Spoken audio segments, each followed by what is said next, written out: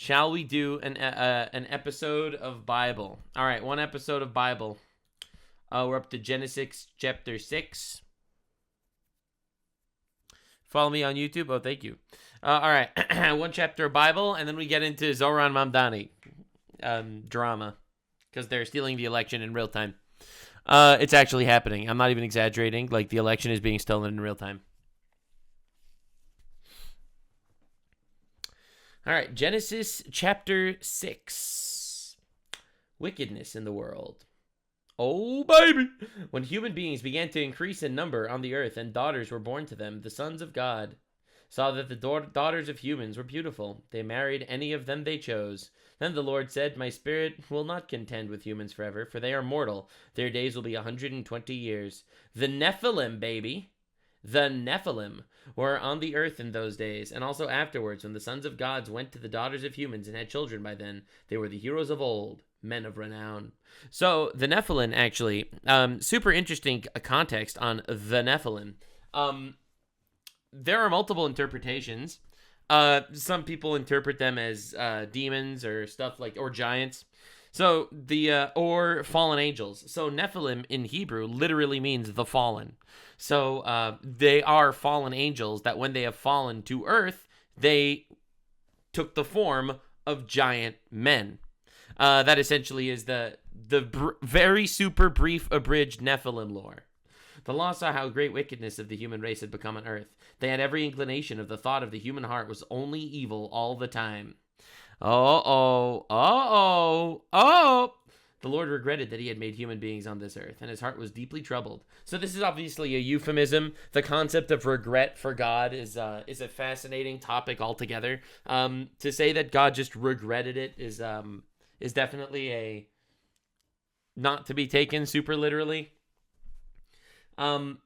Anyway, the Lord said, I will wipe from the face of the earth the human race I have created, and with them the animals, the birds, and the creatures that have moved along the ground. For I regret that I have made them. But Noah found favor in the eyes of the Lord. So, this is awesome. Obviously, regret is a euphemism. All right, obviously, regret is some sort of euphemism. However, it's almost like this is all part of the plan. All part of the plan. Sometimes the right thing is the hard thing. That would even be destroying your children. Obviously, metaphorically speaking. Noah and the flood.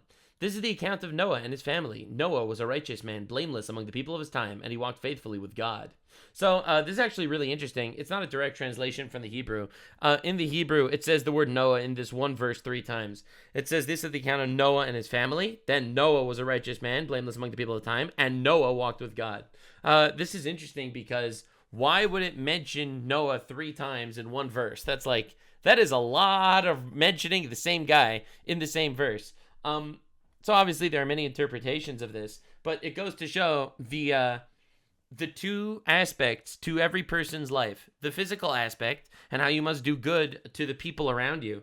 This is the account of Noah and his family. And then you have to do good to God.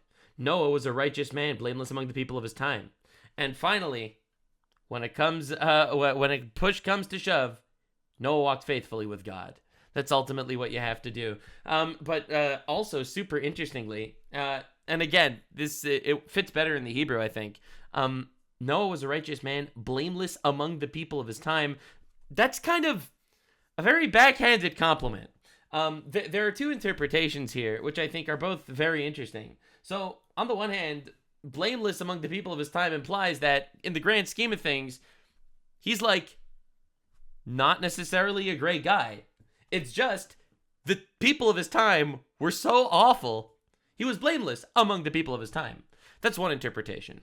The second interpretation is, even though he was in a time where the people were so bad, he was blameless, which is an even greater feat than anything else. And I think both interpretations absolutely have truth to it. Absolutely. I think both of these interpretations have truth to it. On the one hand, if you are good among bad people, that's unbelievably impressive. But simultaneously, if you're among better people, it'll make you a better person. Anyway, Noah had 3 sons, Shem, Ham, and Japheth. Japheth. I don't know how to pronounce it in English. Now the earth was corrupt and God's sight was full of violence. Yeah. God saw how corrupt the earth had become, for all the people on the earth corrupted their ways. Uh-oh. So God said to Noah, I am to put an end to all people, for the earth is filled with violence. Because of them, I am sure to destroy both them and the earth. So you probably will find it very interesting what the Hebrew translation is for the earth is filled with violence. You know what the violence is in Hebrew? It's going to shake you to your core when you hear what the Hebrew word for violence is that's used here. Are you ready? Are you ready? Lock in, boys and girl. Hamas.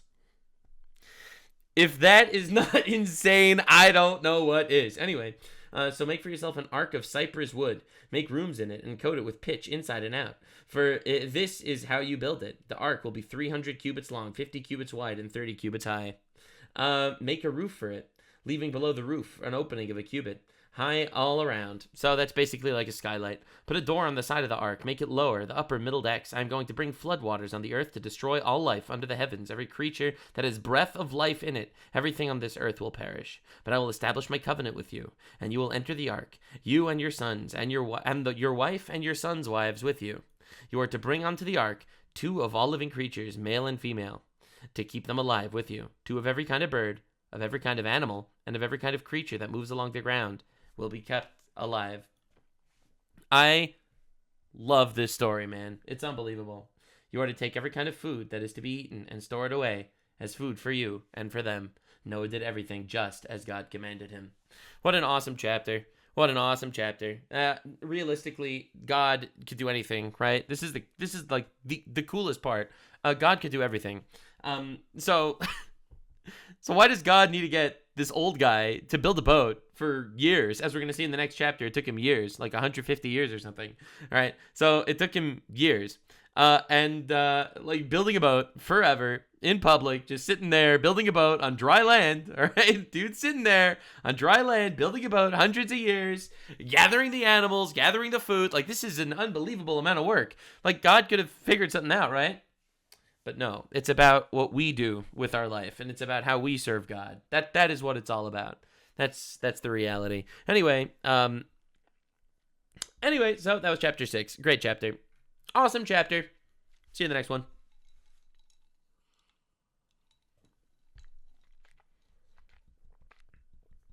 All right.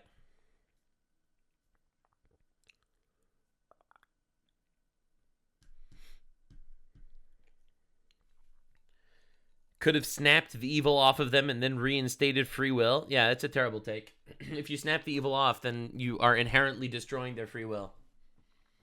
They corrupted the land, and they're going to be punished. Isn't Goliath a Nephilim? Goliath is a descendant of the Nephilim, because one of the Nephilim, named Og, survived the flood. He hung on to the bottom of the ark, and he survived the flood. This is how the lore goes. And his great-great-grandchild was Goliath.